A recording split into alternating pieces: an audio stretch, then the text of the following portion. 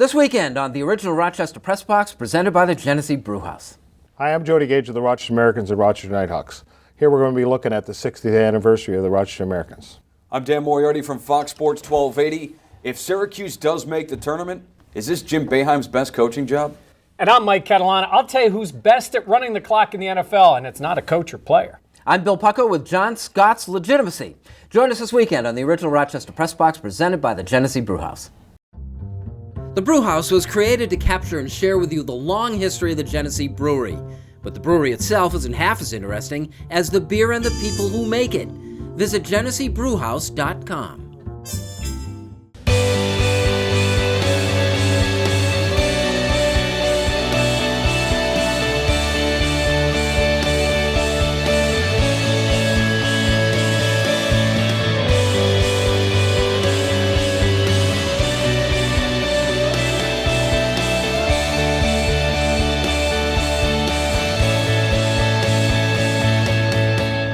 Hello, everyone, and welcome into the original Rochester Press Box, presented by the mighty Genesee Brew House. I'm Bill Pucko, and happy to be joined by Dan Moriarty, who's carrying his own weight now at WHDK. Congratulations on getting your own gig. How's it going? Thank you. It's been a whirlwind, but it's been crazy in a good way. It's been awesome. Excellent. Well, good to have you back in the press box. Appreciate it. Co-host Mike Catalana, 13 Good to WHAM be here. News. Yep. And it's certainly a pleasure to invite back Mr. Amerks, Jody Gage, who is the Director of Player Personnel for the Rochester Knighthawks lacrosse team. But in your capacity as Mr. Amerks, you're coming off a big week, the 60th anniversary of the team. How'd that go? You know, it was a lot of work putting it together, a lot of phone calls, emails, texts, but, you know, it was well worth it. Just to see the guys that came back, like Mel Davis, who flew in New Brunswick on his own dime. He was so excited to come in here, and we put him right to work. I think he did about 5 radio shows, and he loved every minute of it. And it was just great to see Darren Pupa. He came in from Florida. So see these guys that you don't realize.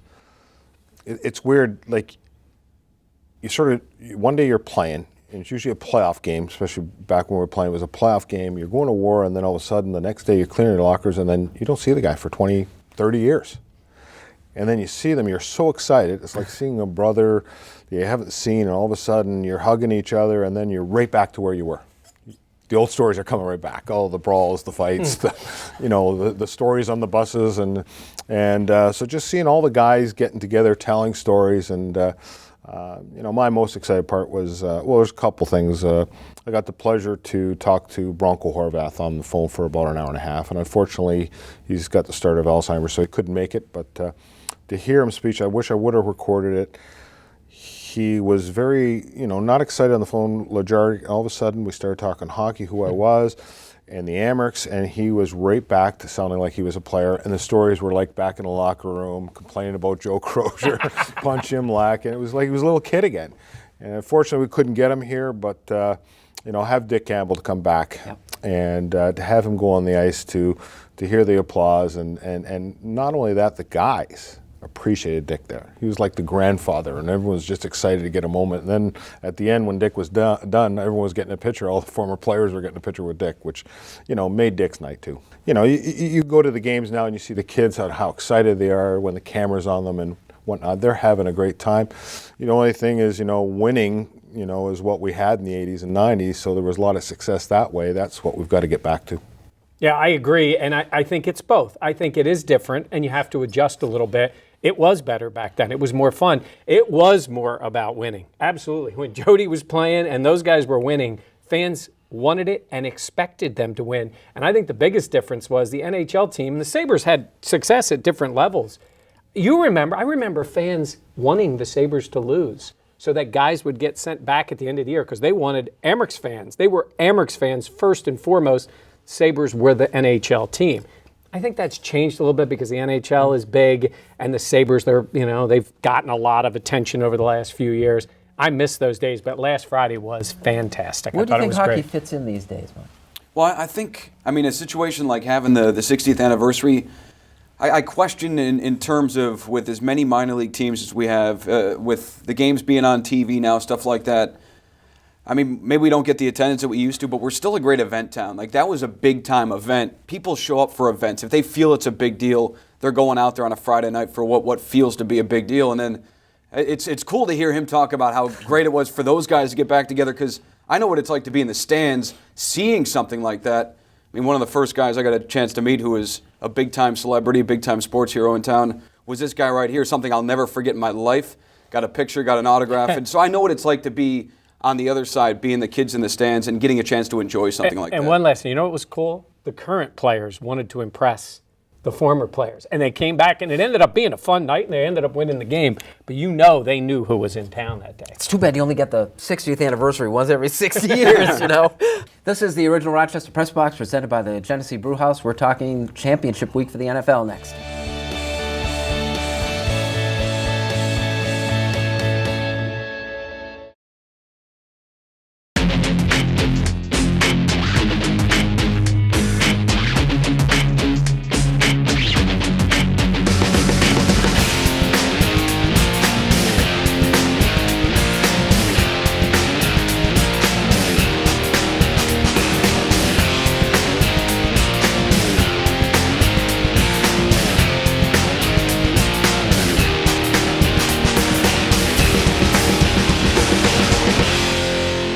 The Hillside Family of Agencies works with youth and families on their own terms, helping them pursue their own goals, whether at home, work, school, or one of the Hillside campuses, offering encouragement and commitment, standing with families, helping to create a healthy future.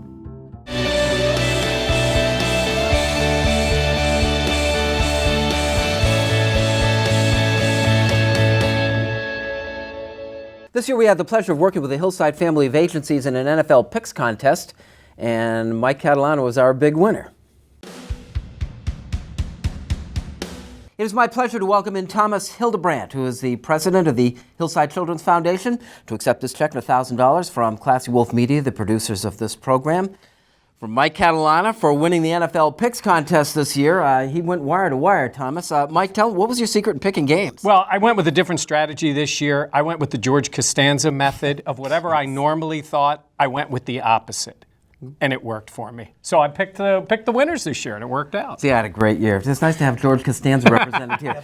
What's the $1,000 mean to Hillside? It means a lot. It means that we're going to support many more families and children in this community who don't have the resources to make it on their own. So thank you, luck or skill. We're very grateful. Thank you so much. All right, congratulations. Well, it is our pleasure, to have you in support of this program and to help out your cause too. It's great for both of us. Thank you so much.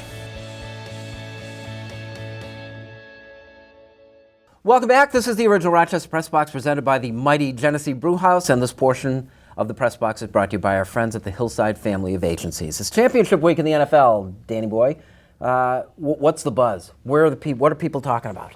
Well, we got Manning Brady. I mean, this is probably the last we're going to see of these guys, and it's Brady's chance to get to a 7th Super Bowl in 14 opportunities. I mean, 15 seasons since he took over, but he had the one season where he missed the entire year because of injury. So he could literally play in 50% of the Super Bowls where he's had a chance to play in. So obviously that's a big deal. Mm-hmm. But also, maybe the new era that's coming on in the NFL with Cam Newton. He's going to win MVP this season, getting a chance to go against Carson Palmer. These were the two best teams in the NFC all season, and now they're going head-to-head in the NFC Championship. I think it worked out perfectly in terms of the matchups. And can Cam Newton get to his first Super Bowl and maybe facing Tom Brady? It'll be a kind of a clash of the old guard versus the new guard in the Super Bowl. Kind of did work out well, didn't it? Yeah, it did. And I look at Manning this year, and he had his worst season, maybe since his rookie year, but he was hurt. It was just such a mess. Basically sort of got benched and then came back. And now here he is at home in the championship game with a chance to beat Brady. And the one edge he has over Brady is league championship games. He has an opportunity to go 3-1 against Brady in the AFC Championship. Normally he would have lost to him maybe beforehand. So this is the one place he does. I don't know if he's got enough to do it. It's going to be, if they make it, it's going to be from that Denver defense. And on the other side, I like Cam Newton a lot. I love watching him play. Go ahead and pick on him for some of the stuff. I don't know, I watch Brady jumping up and down, celebrating, doing everything else too, and he's an all-timer and a Hall of Famer. I think Cam Newton is a breath of fresh air a little bit. I love watching him play. This is a generational kind of thing, isn't it, Jody? I mean, you've got the old guard there, and then you do have Cam Newton, who certainly is different. The key matchup is Manning and Belichick. Yes. That's why I want Manning to win. He's been a great quarterback. He's gone through injuries. I'd like to see him win. However, Belichick will come up with something because he can't throw the deep ball. And so that's going to be the chess game. And can Manning bring something new And it seems like Belichick always wins that battle when it comes to the defense. But Denver does have a great defense, but Brady now has his weapons. Give me winners in the 2 games. Want Manning to win, but New England will win. Belichick will come up with something to keep Manning. And Carolina, Arizona? Carolina, I want Arizona to win, but I think Carolina will win. I trust Cam Newton more in a big spot than I do Palmer. And there's not really, they haven't been in that many of them. Palmer because of injuries, Cam because he's relatively new. But I think Arizona will play tough. I really like Bruce Arians, but I think Carolina pulls it out. And I think that Denver-New England game is tight all the way through. And if it's a tight game, I'll take Brady at the end in a close one. I think Denver hangs in there. On the road, what do you got, Dan? Before the playoffs, I picked Arizona against New England in the Super Bowl, but that was because Carolina was going to have to go through Seattle and Arizona, with the 2 teams I thought were the best teams in the NFC. Now that it's gotten to this point, though, Carolina at home against Arizona, especially with the way Arizona played last week, and I think we could see a really fun game between the Cardinals and the Panthers. But I'll go Carolina, and I'll go New England. So we're totally on board here. Carolina, New England. All right. Why play the games, right? This portion of the original Rochester Press Box is brought to you by the Hillside family of agencies. Like it or not, when we return.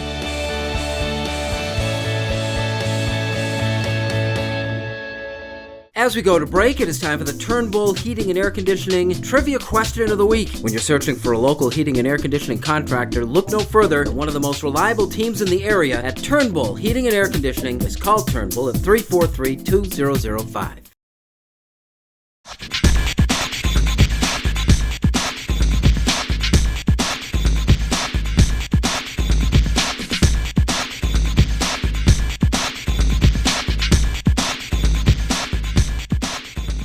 As we come back from the break, time for the answer to the Turnbull Heating and Air Conditioning Trivia Question of the Week. When you're searching for a local heating and air conditioning contractor, look no further than one of the most reliable teams in the area at Turnbull Heating and Air Conditioning. Just call 343-2005.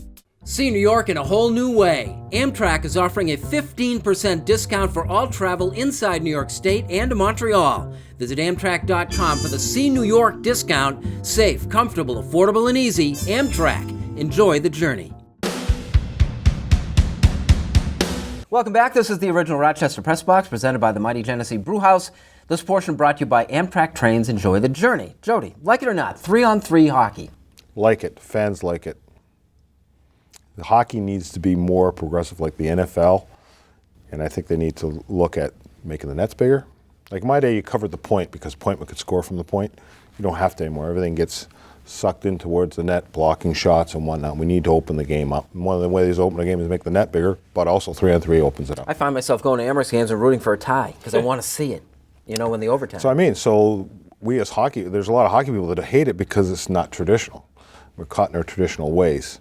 And baseball has done that over the years. Basketball's still 10 foot. NFL, keep changing. And they're the most successful. Danny, like it or not, John Scott makes the NHL All-Star team. Well, this has been kind of an interesting story to watch. If you're going to allow fans to vote, this is part of the process. So it was interesting the lengths to which Phoenix and the NHL had gone to make it not happen, and now apparently he's going to play. So, look, he got voted in. I understand his position where he didn't want to back out because the fans had voted him in.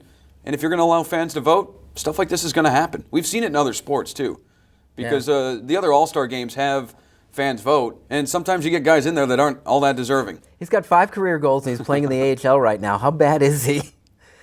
Well, he's a tough guy, and he's got a character. He's got a personality. He did get voted in for the fans. He should be. What I didn't like is the NHL trying to maneuver so he didn't go. That's the sad part. So they made a great move, get him there. You know what? He's going to love it. You know what? He's had a great career. He puts on the skates like everybody else. The fans voted him in. Let him go. Let him have fun. Yeah. The NHL turned a one-day story into a 2-week story. They should have just let it go. He's in the game. He got voted in. Then if you want to change the voting process in the future, go ahead and do it. It's the All-Star game. Let him play. We had a similar thing with Rory Fitzpatrick, didn't we? Yeah. He almost made it, yeah. Our own guy, and the fans took a liking to him, and just, was there any justification of what happened here?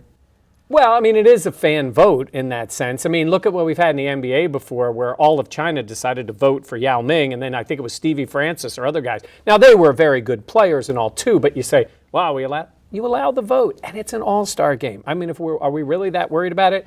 again, go for the future, change it. He got voted in. He's an NHL player. I mean, he was, right? He's an NHL player. He got voted in. It's not like he's a criminal, right? It's not like there's some issue with him off the ice and they want to keep him off the thing. That would be different. There's going to be more cameras on him than anybody else. That's going to be really The other interesting. quick question is, do the fans want fighting back in hockey?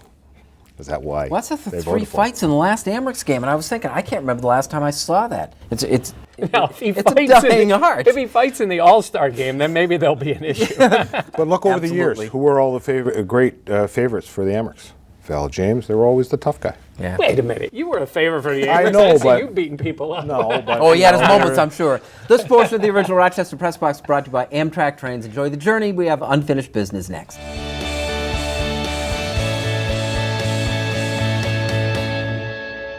The Rochester Press Box Stat of the Week, brought to you by Cariglio's Pizza. With 5 locations serving the Rochester area, visit carigliospizza.com today.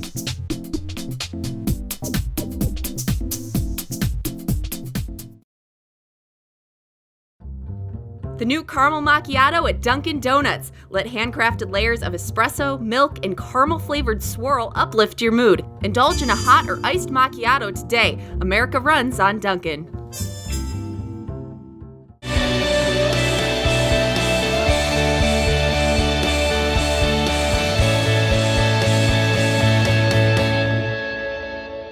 Yeah, so we went hurry up offense. You do that normally when you're down by 2 scores. And so, time was of the essence. We got down to the 1 yard line and we ended up going backwards, but ended up punching it in there too. So I'm not sure exactly what you're talking about, but I thought that was. Welcome back, and thanks for joining us at the original Rochester Press Box, presented by the Genesee Brew House. This portion brought to you by Dunkin' Donuts. America runs on Dunkin'. We call it unfinished business. Danny, start us off. Well, what a difference a little over a week makes. Those guys who wear orange down the thruway had become irrelevant even in this part of town. 10-7, looking like the season was, well, not only over, but maybe the ugliest season in Jim Boeheim's entire career. Then the old man comes back after a 9-game suspension, and Syracuse seems to be rejuvenated. Now, is this a team that can make the NCAA tournament? Well, that's yet to be seen. But if they do, this may be the most impressive coaching job in Jim Boeheim's career, considering all that has gone on this season. When you look at this team, the flaws that they have, the ACC and the depth that it has, even some of the teams at the top, but also some of these teams at the bottom aren't that bad either. Now, Boston College is awful, and that's kind of how Syracuse got this thing going again, getting some confidence back, getting the old man back on the sidelines, and all of a sudden, not only are they not irrelevant anymore, but can they find a way to make the big dance? If they do, I think it might be his best coaching job in his 40 years. Are their players good enough? We're about to find out. Topic I want to bring up is box lacrosse and field lacrosse. Last time I hear us talking about playing multiple sports, and especially me growing up playing hockey, baseball, basketball, all these different things added something to my talent level that gave me vision and hand-eye coordination. I remember 15 years ago, a lot of field guys were anti-box because it would make them bad players or whatnot. With Canada winning in the last 2 of the last 3 World Championships, and a lot of the Canadians now going down and not just being crease guys, which means goal scorers, for you guys don't quite get it. They've become athletes, and they've picked up the field game, and because of their success, now you're seeing college coaches really encouraging kids playing both box and field.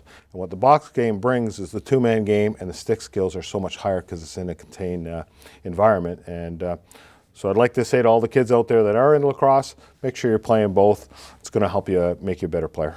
Lacrosse now is such a big part of your life, and, we remember you as the hockey guy. Was it always there? My lacrosse background, because lacrosse is still it comes from these small areas in Canada. So unfortunately, I didn't have it growing up in my area. So my lacrosse experience was taking a broomstick, Javix bottle, cutting in half, nailing it to the broom, getting a tennis ball, putting your hockey equipment on, going in the backyard using your hockey nets and beating the crap out of each other. That was my lacrosse. Mike? All right, the NFL games went on this past weekend, and we've got 2 great matchups in the championship game. But the playoffs this past weekend showed one thing. No matter how good coaches are, no matter how much success, no matter how much preparation, most of them, if not all of them, still find a way to mess up the clock. Nobody worse than Andy Reid, my old Eagles coach. Mind-boggling what he did at the end of that game. But he wasn't alone. Bruce Arians did it too. Even the great Bill Belichick, throwing the ball on that last drive, nearly an interception, a chance to give the Chiefs a reprieve. Even Aaron Rodgers, great play after Arians made a mistake, and he and McCarthy don't spike the ball. I don't know what they're thinking on the clock. I have come to one conclusion. The person involved with the NFL who is the best at knowing the clock and how it works is NBC's Al Michaels. Listen to the games. That guy knows how the clock should be used, when timeouts should be used, and what teams should do with the ball. Al Michaels needs to be the czar of clock management. Some team needs to hire him at some point. I always think if we get it, there's no excuse for everybody not getting it. I swear they should watch tapes of games and try to figure out what were coaches doing when it worked and when it didn't work. Sometimes they go a little brain lock, and it happened this weekend. This portion of the original Rochester Press Box presented by the Genesee Brew House has been brought to you by Dunkin' Donuts. America runs on Dunkin'. Thank you, Danny. Oh, Good to have you appreciate back. it. And again, congratulations on the new gig. Thank you. Michael? Thank you. And Jody, good to have you back. Thank you. Always a pleasure. Good luck the rest of the way. Thank you. Thank you for joining us. We'll see you again next week on the original Rochester Press Box, brought to you by the Genesee Brew House.